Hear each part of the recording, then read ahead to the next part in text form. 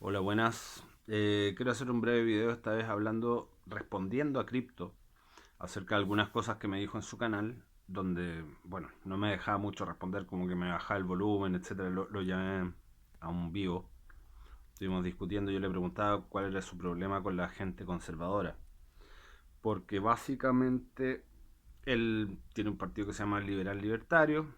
Bueno, dentro del libertarismo hay vertientes que son súper conservadoras por una cuestión de que no suene mal, se le llama paleo libertarios, ¿no es cierto? A los libertarios que realmente son conservadores, porque parecería como un oxímoron, como algo que no tiene sentido, como alguien va a ser libertario y a la vez conservador. Entonces se habla de los paleo libertarios. Hay gente que no le gusta el nombre, hay gente que le parece asqueroso el nombre. Mucha gente se ha referido como que es un sinsentido, ¿no es cierto? Pero claro, tú puedes ser. Para mí también esa definición es pésima. Para mí lo lógico es ser conservador antiestatista. Vendría a ser básicamente el resumen mejor, más que paleolibertario o inventar cosas raras. Pero bueno, el tema y el hecho es que hay muchos de los mejores pensadores libertarios son absolutamente conservadores. Y aun cuando ellos no siempre lo fueron. Por ejemplo, Murray Rothbard, que es el creador del concepto narcocapitalismo, Murray Rothbard en una época no era nada de conservador, siempre fue muy libertario, siempre fue prácticamente anarcocapitalista desde siempre, solo que no existía el término hasta que él lo creó.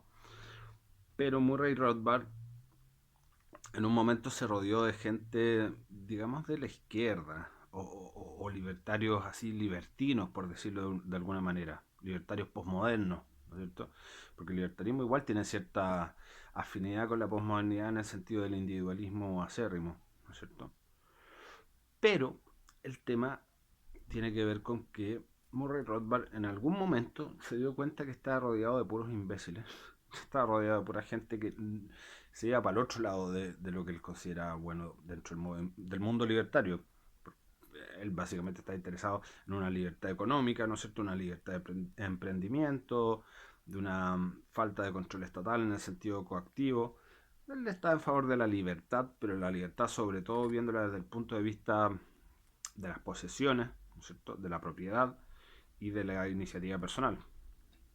Así como había muchos otros que estaban con él en el Partido Libertario, en el movimiento libertario en esos años, que básicamente estaban en favor de las drogas, en favor de hacer lo que quisieran, ¿no es cierto? Ambos casos no son contradictorios, pero son visiones distintas de lo que debería ser la sociedad, de lo que el ideal de sociedad, ¿no es cierto? Entonces Murray Rothbard se pega un viaje y se va de estos grupos que lo seguían, que eran básicamente gente hippie, eran hippie capitalista, una cosa así.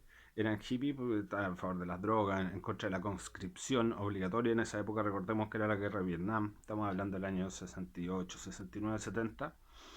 Y Rothbard se pega un viaje hacia la extrema derecha.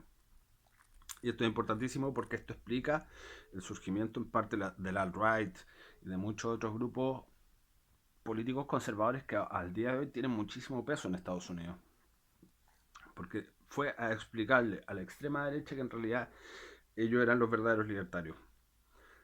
Porque los verdaderos libertarios en Estados Unidos fueron los que crearon Estados Unidos.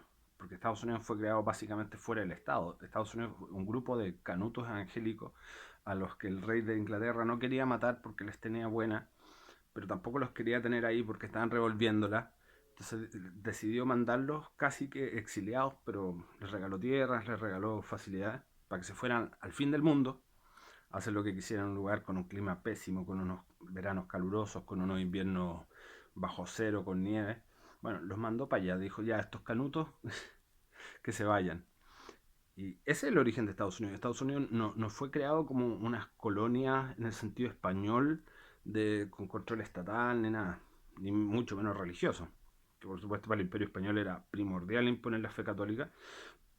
Como vemos para los ingleses no, para los ingleses sacaban minorías protestantes y se las mandaban a Estados Unidos, las llevaban, váyanse, no los queremos matar, váyanse. Así fue como nació Estados Unidos. Y por eso la libertad de culto es importantísima para Estados Unidos. Y por eso Además, la libertad individual fue creada porque eran básicamente personas que no tenían nada y que con su trabajo y con su esfuerzo fueron creando una cultura del trabajo, del emprendimiento, en principio colectivo, pero luego individual. Porque bueno, ese es otro tema, da para otra charla de cómo se transformaron estos grupos que son prácticamente sectas protestantes que se fueron siendo casi comunistas de Estados Unidos, pero allá, en vista de la realidad, en vista de lo difícil que era sobrevivir, se fueron dando espacio al capitalismo, a la libre iniciativa, a la propiedad privada, a la libre venta de bienes. Fue un proceso muy bonito, bonito visto ahora. En el momento no tiene que haber sido tan bonito porque inviernos verdaderamente duros, veranos hostiles, indígenas hostiles, enfermedades, etcétera. Pero finalmente lo que resultó de esa especie de experimento sin Estado fue el país más próspero del mundo. Sin Estado me refiero porque había unos pocos oficiales ingleses en algunos pocos puertos y chao. El resto lo hicieron directamente. Muchas de esas sectas siguen hasta el día de hoy, ojo, pero otras fueron derivando, se fueron ampliando, pero tenía mucho que ver con grupos ultraconservadores, básicamente.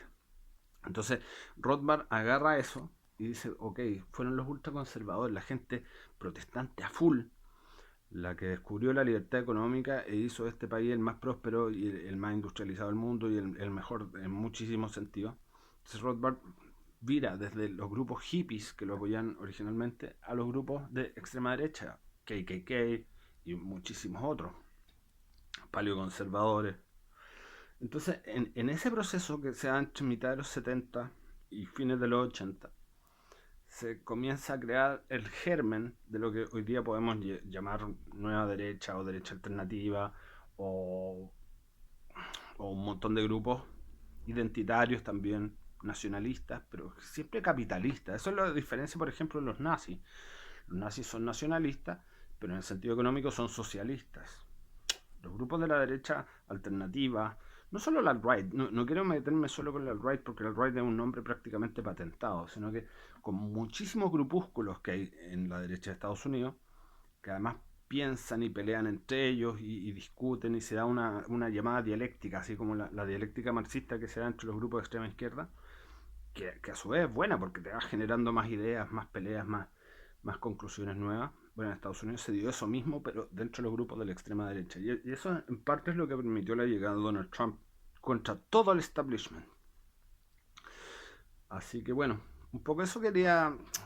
Me dio una vuelta gigantesca en realidad para responderle a Crypto, pero decirle que el origen verdadero y más genuino del libertarismo está en los conservadores.